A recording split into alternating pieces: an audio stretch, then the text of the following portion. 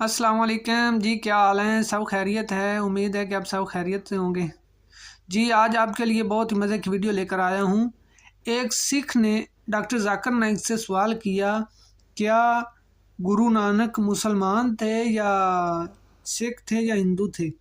बहुत ही मज़े की वीडियो है। वीडियो मैंने आगे लगा दी है, देखिए और अपने नॉलेज में इजाफा करें। करें जिससे कि जाके आप भारत का कोना कोना, देश का कोना कोना रोशन करें। तहे दिल से स्वागत आपका। मेरा एक छोटा सा सवाल से पहले थोड़ा सा एक हमारे भी गुरु ग्रंथ साहब के अंदर गुरु नानक साहब ने पूरी दुनिया का चक्कर लगाया, जिसके अंदर मक्का मदीना भी शामिल है। और जैसा कि एक सवाल इससे पहले हो चुका है कि गैर मुस्लिम जो है मक्का मदीना में अलाउड नहीं, या वहाँ का कैंटोनमेंट जो है अलाउ परमिशन नहीं देता। मगर ये तो तय है, आप मानते हैं, इस्लाम मानता है, हम मानते हैं, हमारे ग्रंथों के अंदर दर्ज है। गुरु नानक साहब के दो चेले थे, एक बाला और एक मर्दाना, एक हिंदू और एक मुस्लिम।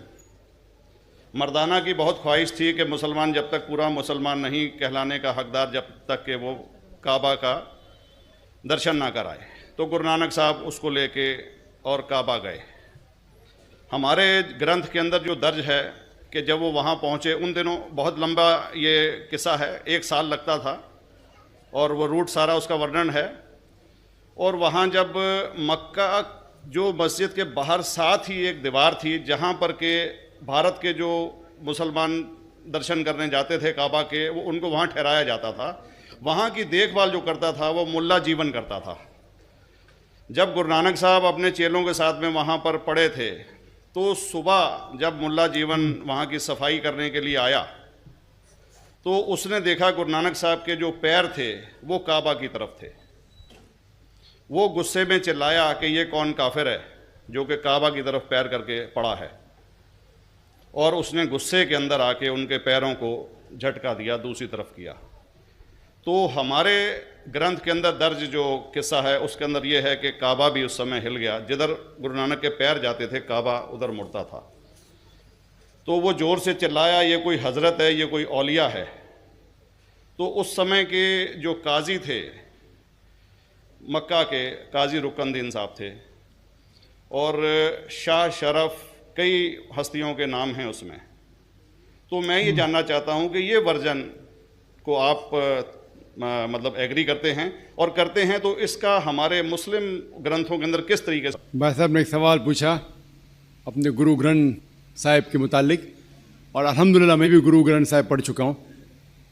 और जिस तरीके से, क्योंकि वक्त मुख्तसर सा होने की वजह से मुझे वक्त नहीं मिला कि गुरु ग्रंथ को भी कोट करूँ। आपका सवाल का जवाब देने के पहले मैं आपसे ज़्यादा चाहूँगा कि इवन गुरु ग्रंथ की किताब पढ़ेंगे आप, ग्रंथ जिसे आदि ग्रंथ कहते हैं, और कोई सिख से पूछेंगे कि खुदा का तसव्वुर क्या है, सबसे बेहतरीन जवाब कोई सिख दे सकेगा, वो आपको कोट करेंगे जापू जी, जो गुरु ग्रंथ साहिब आदि ग्रंथ के सबसे पहले चैप्टर है, सबसे पहला श्लोक, जिसके कहते हैं जापू जी।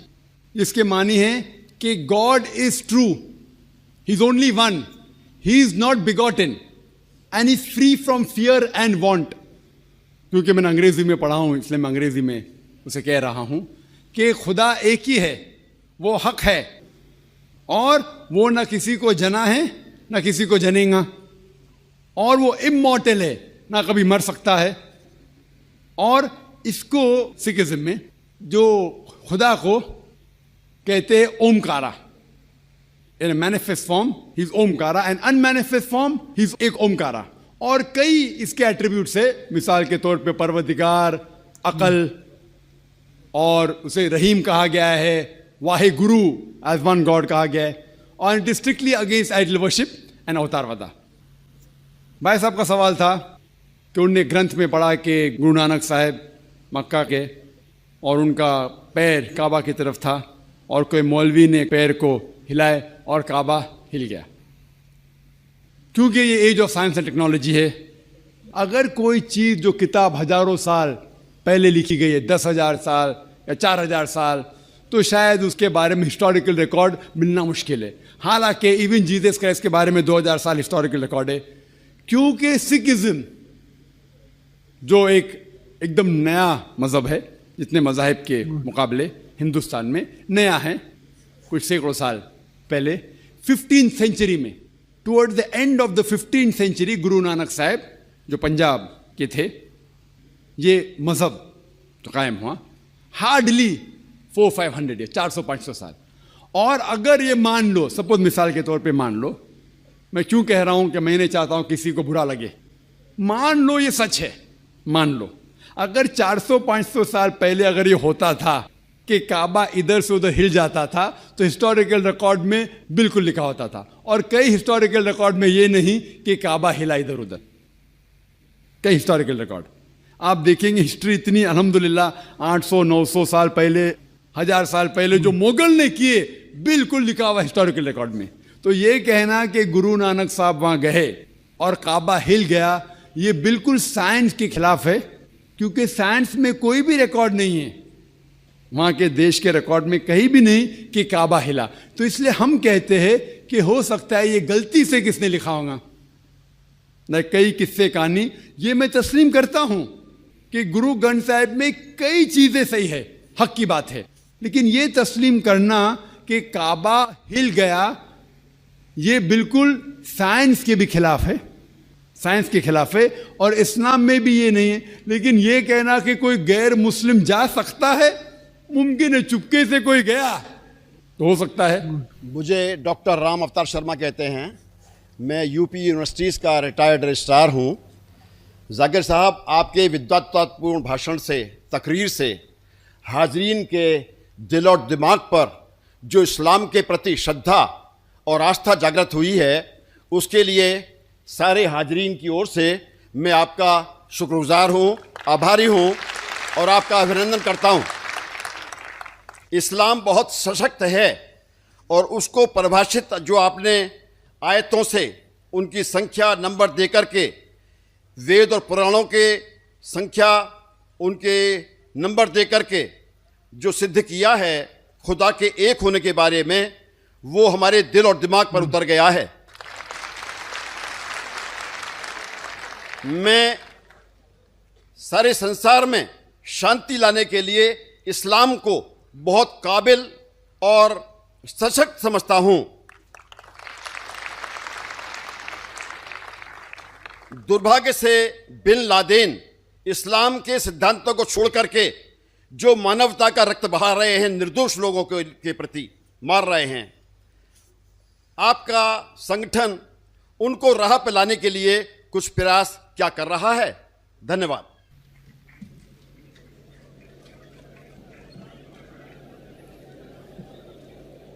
सारी तारीफ अल्लाह सुब्हान ताला की, जो भी भाई साहब ने कहा, हमारे भाई राम साहब ने जो कहा, सारी तारीफ अल्लाह सुब्हान ताला की। आखिर में उसने एक सवाल किया कि अफसोस है कि बिन लादेन जैसे लोग, कितने लोग का खून बहा रहे, आप कुछ कर रहे हैं उन्हें सही रास्ते पे लेके आने के लिए।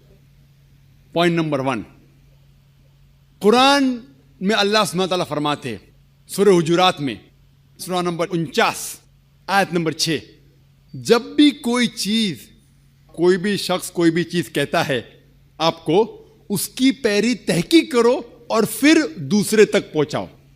जहां तक के बिन लादेन का सवाल है, मैं ना उन्हें मिला हूं, ना मैं उन्हें जानता हूं, ना वो मेरा दोस्त है, ना मेरा दुश्मन है। लेकिन अगर मैं बिन लादेन के बारे में कहूंगा बीबीसी और CNN को सुन के, तो बिल्कुल गलत होगा, इस्लाम के खिलाफ होगा।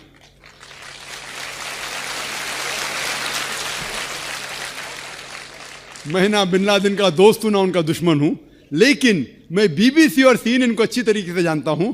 मैं मीडिया का आदमी हूं, मीडिया का आदमी हूं। जो भी ये गलत फहमियां हैं इस्लाम के बारे में, मैं कह चुका हूं, इसके दोषी है मीडिया।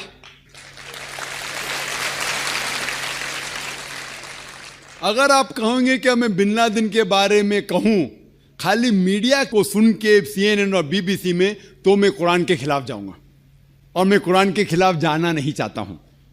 लेकिन आपने जो कहा कि खून बहा रहा है 1000 लोग का, ये बिल्कुल सही है। अगर हम ये जानते हैं, आप CNN देखेंगे, BBC देखेंगे, हमें ये मालूम पड़ता है CNN से, जो अमेरिकन मीडिया है, कि जॉर्ज बुश ने अफगानिस्तान पे हजारों लोग का कत्ल किया। अगर आप मुझसे पूछेंगे टेररिस्ट नंबर 1 कौन है, तो मैं कहूंगा जॉर्ज बुश।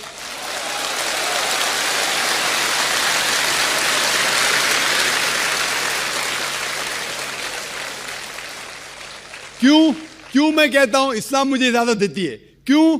उसका CNN स्टेशन है, और जो सबसे ताकतवर मुल्क दुनिया में अमेरिका, सबसे कमजोर मुल्क अफगानिस्तान के ऊपर हमला करता है, हजारों लोग का कत्ल करता है।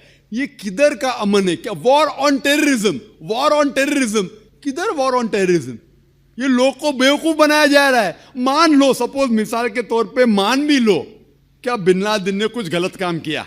बिन लादेन ने 11 सितंबर को वर्ल्ड ट्रेड सेंटर में प्लेन डाला, मान लो मिसाल के तौर पे, मान लो सही भी है। अगर ये सही भी है कि बिन लादेन जाके अफगानिस्तान में छुपता है, कौन इजाजत देता है जॉर्ज बुश को हजारों अफगान की जान लेने के लिए? कौन इजाजत देता है? ये तो सिर्फ दाव पेज है पॉलिटिक्स का। अगर आप पढ़ेंगे अमेरिकन साइट के ऊपर, इंटरनेट पे जाएंगे, तो कितने अमेरिकन लोग ने कहा कि ये वर्ल्ड ट्रेड सेंटर को किसने गिराया? कितने हाइपोथेसिस है। मैंने कहता हूं कौन सही है। कितने हाइपोथेसिस में यह भी लिखा है कि जॉर्ज बुश ने खुद किया। मैं नहीं कहता, अमेरिकन लोग कहते। मैं ये नहीं कहता हूं कि ये जो लिखा है सही है। ये सही भी हो सकता है, गलत भी हो सकता है, इसकी तहकीक में नहीं किया हूं। लेकिन ये जानना जरूरी है, अगर आप मीडिया की बराबर जांच पड़ताल करें, तहकीक करे, तो ये पॉलिटिशियन लोग अपने वोट के लिए किस तरीके से इंसान की जिंदगी से खिलवाड़ करते हैं। मिसाल के तौर पे अभी इराक में Saddam Hussain, weapons of mass destruction. देखो, मैं सद्दाम हुसैन का भी दोस्त नहीं हूं। अफसोस होता है कि जो चीज वो कर रहे इस्लाम से कई दूर है। वो इस्लाम के नाम के ऊपर मेरे हिसाब से, जो मैं जानता हूं उनके बारे में, कलंक है।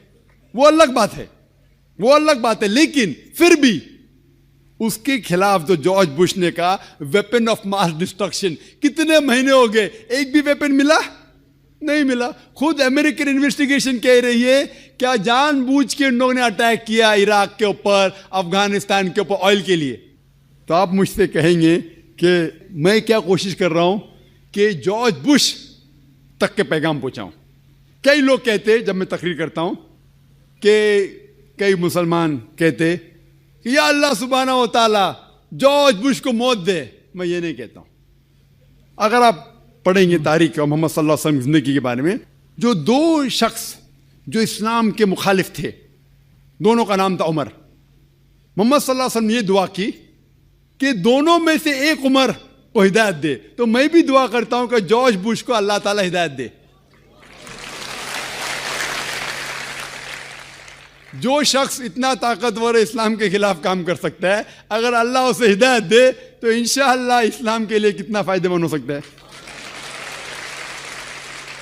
और ये बात मैं अमेरिका में भी कहा हूं, वो सही रास्ते पे आए या ना आए, मेरा काम है। अल्लाह ताला कहते फज़क्किर न मन मुज़क्किर, मेरा काम है जिक्र करना, हिदायत देना तो अल्लाह के हाथ में। अगर आप देखेंगे कि अनफॉर्चुनेटली, अफसोस की बात है कि मीडिया के जरिए कितनी गलत फहमियां फैलती है। एक आम मिसाल दूंगा मैं कि जब हिंदुस्तान आजाद नहीं था, ब्रिटिशर्स इस देश के ऊपर हुकूमत कर रहे थे। उस टाइम 60 साल पहले कई हिंदुस्तानी इस देश के लिए झगड़ा कर रहे थे। सही है कि नहीं? झगड़ा कर रहे थे। लेकिन ये लोग जो अपने देश की आजादी के लिए झगड़ा कर रहे थे, ब्रिटिशर्स लोग उन्हें कहते थे टेररिस्ट, दहशतगर्द। लेकिन हम आम हिंदुस्तानी कहते थे कि वो है देशभक्त, पेट्रियट। सेम इंसान सेम काम कर रहा है, लेकिन 2 लक़ब, 2 डिफरेंट लेबल्स।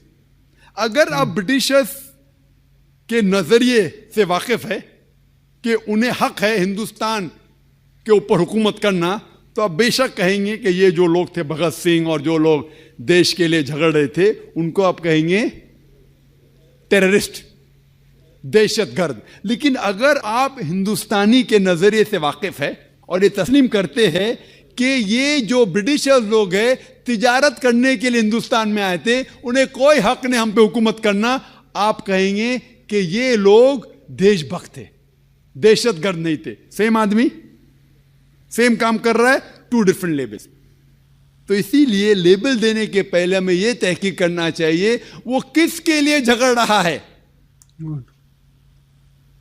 लोग मुझे पूछे कि बॉम्ब ब्लास्ट करना सही क्या गलत है? गलत है, आमतौर पे गलत है। मैंने कह चुका हूं मैं तकरीर में, अगर कोई भी इंसान एक दूसरे इंसान का कत्ल करता है सिर्फ 2 वजह के लिए, अगर न कातिल हो या इस धरती पे फसाद फैला रहा है, इस 2 वजह के अलावा कोई भी इंसान दूसरे इंसान का कत्ल करता है, वो ऐसा है कि सारे इंसानियत का कत्ल कर रहा है। लेकिन हमें यह देखना चाहिए कि हमारी तारीख ये कहती है कि हिंदुस्तान में भी कई लोग थे जो आजादी के लिए झगड़ रहे थे, लेकिन इनको ब्रिटिशर्स ने कहा दहशतगर्द। उसी तरीके से आज मैं ये नहीं कह रहा हूं कि बिन लादेन अच्छा है क्या खराब है, मैं ये नहीं कह रहा हूं कि वो अच्छा इंसान गलत है, अल्लाह वाला मैं नहीं जानता हूं, तो मैं ना उन्हें सपोर्ट कर रहा हूं ना बिन लादेन के खिलाफ जा रहा हूं, लेकिन उसे गलत कहने के पहले मुझे प्रूफ चाहिए। जब अफगानिस्तान ने कहा जॉर्ज बुश से क्या मुझे प्रूफ दो क्या उसने वर्ल्ड ट्रेड सेंटर को तबाह किया है, वो प्रूफ दे रहे किसको? टोनी ब्लेयर को। प्रूफ दे रहे किसको? मुशर्रफ को। अरे भाई प्रूफ दो अफगानिस्तान को ना। क्या प्रूफ मिला? एक पासपोर्ट, जो इतने धमाके में पासपोर्ट जलाने। तो एक जोक है कि अगले बार यूएसए आर्मी में जो लोग यूनिफॉर्म बनाएंगे पुलिस वाले, वो ये पासपोर्ट का बनाना चाहिए, तो क्या तबाह नहीं होगा? आप ऐसे चुटकुले बहुत पढ़ेंगे, इंटरनेट के ऊपर जाएंगे। तो मैं ये कहना चाहता हूं कि किसी को दोषी ठहराने के पहले हमारा ये फर्ज है कि जाने कि किस लिए वो जिद्दोजहद कर रहा है। होप ये आपके सवाल का जवाब है। जी, वीडियो आपको कैसी लगी? वीडियो अच्छी लगे तो इसको लाइक करें और चैनल को सब्सक्राइब कर लें, और मज़ीद ऐसी वीडियो देखनी हो दीन और दुनिया के मुतल्लिक़ तो हमारा चैनल विज़िट करें। इंशाल्लाह बहुत अच्छी वीडियो आपको मिलेगी दीन और दुनिया के मुतल्लिक़।